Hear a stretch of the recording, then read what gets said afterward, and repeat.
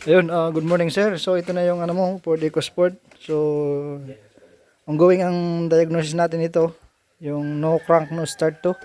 Blackout ang panel. So nakita natin. So nag-check tayo ng diagram na walang wiring. So wala akong nakitang putol or pati yung sa ayun, RFA, walang moist, walang marka ng basa. So nag-check tayo diyan, nagbaybay tayo diyan, pati itong panel. So ang laging nag-upper sa scanner natin itong steering column, yung ACL. So try nating tingnan natin yung ano niya, yung circuit niya kung walang sunog. Kung kaya makuha.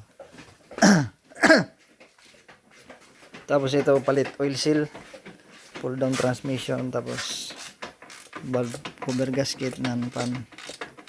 Yan.